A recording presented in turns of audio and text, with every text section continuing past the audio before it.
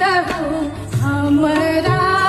से होते नहीं ओ छावन रे गवनवा हमरा से होते नहीं ओ छावन रे गवनवा इतना बचन जब सुनलन से कौने दुल्हा